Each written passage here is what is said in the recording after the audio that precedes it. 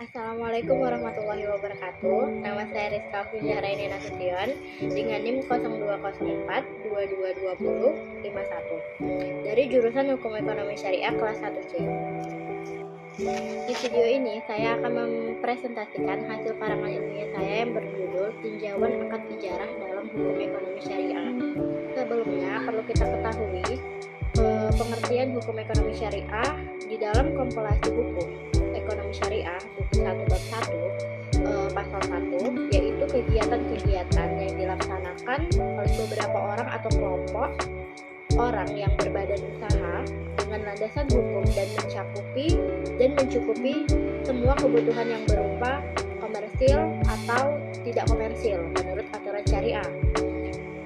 Ekonomi syariah ini juga bisa disebut dengan ekonomi Islam, yakni suatu konsep ekonomi yang dilaksanakan berlandaskan dengan nilai dan prinsip ajaran Islam yang berawal dari Al-Quran dan As-Sunnah sebagai salah satu pengikut tatanan atau aturan dalam menjalankan semua aktivitas ekonomi, aktivitas produksi, distribusi, dan konsumsi. Secara umum, ekonomi syariah itu mengatur hubungan individu terhadap individu yang bersangkutan dengan ekonomi manusia serta yang berada di sekitarnya. Adapun sumber dalam hukum ekonomi syariah, yang pertama itu ada Al-Quran. Di dalam Al-Quran itu berisi tentang perintah, larangan, anjuran, serta sejarah Islam dan sebagainya. Di dalam Al-Quran itu juga memuat tentang kaidah-kaidah yang sifatnya global. Adapun dalam firman Allah Subhanahu wa taala yang terdapat di dalam Quran surah An-Nisa ayat 80 yang artinya itu, barang siapa menaati Rasul itu sesungguhnya ia menaati Allah. Penjelasan ayat tersebut itu bahwa Al-Quran menerangkan hukum syara dengan keseluruhan. Hal ini dikarenakan As-Sunnah berawal dari Al-Quran, sedangkan Al-Quran sendiri menjadi sumber pokok semua hukum-hukum syariat Islam. Yang kedua ada As-Sunnah. As-Sunnah itu merupakan semua yang disandarkan terhadap Nabi Muhammad SAW, sedangkan Al-Hadis itu disandarkan tidak hanya terhadap Nabi Muhammad SAW, melainkan juga terhadap semua sahabat Nabi. As-Sunnah menjadi sumber hukum yang kedua setelah Al-Quran.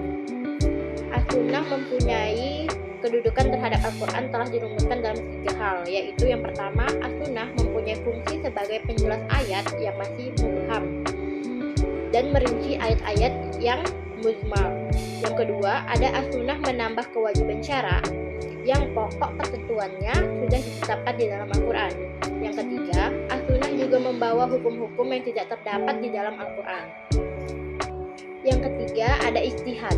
Ijtihad itu semua perbuatan dalam proses mendapatkan hukum syara dan dalil-dalil yang terperinci dengan menggunakan cara istinbat atau mengatur keputusan. Adapun salah satu firman Allah di dalam surah Asy-Syura ayat 38 yang artinya itu, sedang urusan mereka yang diputuskan dengan musyawarah antara mereka. Adapun proses ijtihad yakni masalah yang belum diatur hukumnya secara pasti oleh Al-Quran dan As-Sunnah. Para ulama mengupayakan ijtihad dan menghasilkan sebuah kesepakatan sebagai berikut.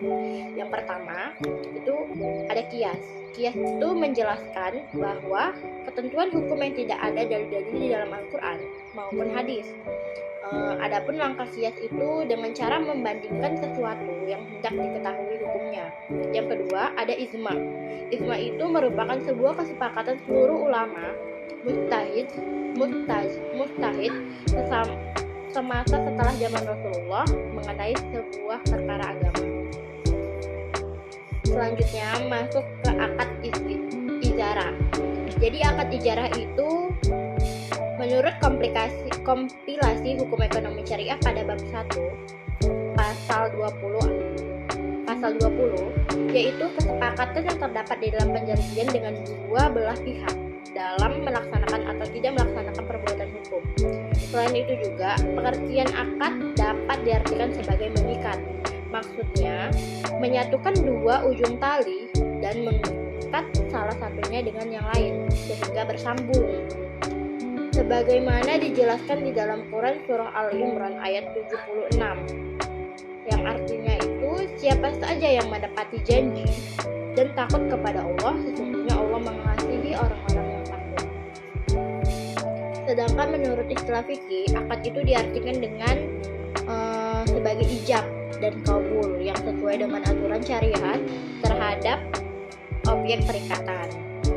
Adapun pengertian akad tersebut bisa disimpulkan bahwasannya akad ialah perikatan ijab dan kabul yang memberi pengaruh terhadap sebuah kontrak. Adapun dasar-dasar hukum yang terdapat di dalam akad telah tertuang pada Quran surah Al-Maidah ayat 1 yang artinya itu, hai orang-orang yang beriman, penuhilah akad-akad itu. Dihalalkan bagimu binatang ternak kecuali yang akan dibacakan kepadamu. Yang demikian itu dengan tidak menghalalkan berburu ketika kamu sedang mengerjakan haji. Sesungguhnya Allah menetapkan hukum-hukum menurut yang dikehendakinya. Berdasarkan ayat tersebut dapat dipahami bahwa melakukan perjanjian atau akad itu hukumnya wajib. Sedangkan pengertian ijarah itu berawal dari bahasa Arab yang mempunyai makna upah, sewa, jasa, dan imbalan. Ijarah yaitu salah satu bentuk muamalah dalam mencukupi kebutuhan hidup seseorang, seperti halnya sewa-menyewa, kontrak, ataupun menjual jasa perhotelan.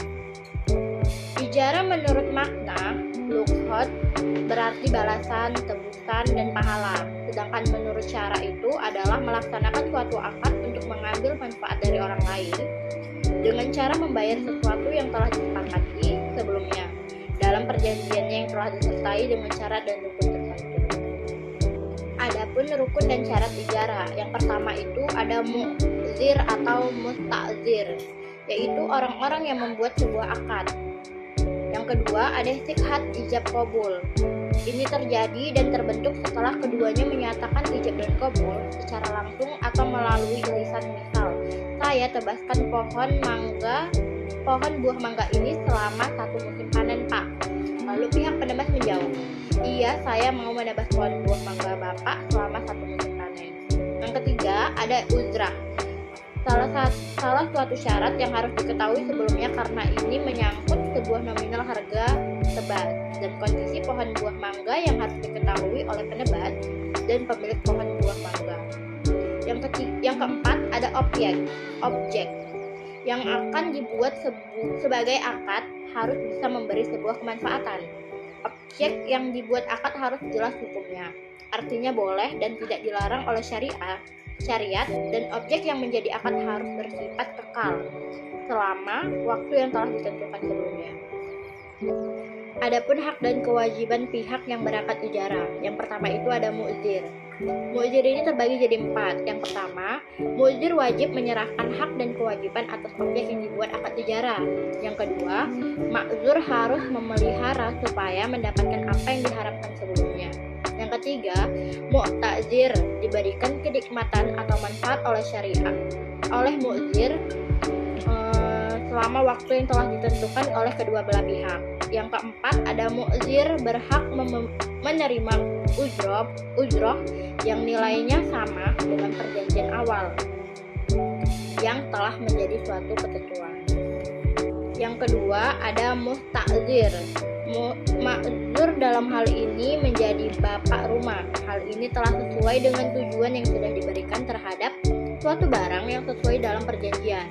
Mu'tazir dalam hal ini diwajibkan membayar ujrah sesuai dalam perjanjian antar kedua belah pihak dan mengembalikan ma'zur terhadap mu'zir selama waktu yang sudah diberikan oleh mu'zir. Musta'zir memiliki hak untuk mendapatkan suatu manfaat dari ma'zur dan memiliki hak sepenuhnya selama waktu yang telah ditentukan. Selanjutnya yang terakhir, berakhirnya akad ijarah. Ulama fikih berpendapat tentang akad ijarah bahwasannya berakhirnya sebuah akad akan berakhir jika objek dari sebuah akad hilang atau rusak. Apabila disewakan berupa rumah, maka rumah tersebut harus dikembalikan terhadap pemiliknya. Dan jika yang disewakan itu berupa jasa, maka orang tersebut mempunyai hak untuk meminta upahnya. Hal ini telah disetujui oleh para ulama fikih. Ulama Hanafiyah juga mengatakan, jika salah orang yang melakukan akad meninggal dunia, maka akad ijarah tidak boleh diwariskan. Sedangkan para jumhur ulama berpendapat bahwa akad ijarah tidak dikatakan batal apabila seorang yang melakukan sebuah akad wafat karena menurut pandangan mereka boleh untuk diwariskan. Kesimpulan yang dapat diambil dari tinjauan akad ijarah dalam hukum ekonomi syariah ini yaitu ijarah merupakan salah satu bentuk hak pekerja untuk mendapat suatu imbalan yang memiliki nilai berupa uang dalam pemberiannya yang dilakukan oleh pengusaha terhadap pekerja dan jasa, dan yang sudah dipastikan dengan persetujuan dan kemufakatan atas dasar kontrak kerja. Pelaksanaan akad ijarah mestinya memperhatikan segala ketentuan yang terdapat di dalamnya. Hal ini berguna untuk memberikan batasan perlakuan menurut ajaran Islam agar transaksi yang dijalankan tidak merugikan salah satu pihak. Mungkin sekian presentasi dari karangan ilmiah saya. Kurang dan lebih saya mohon maaf. Assalamualaikum warahmatullahi wabarakatuh.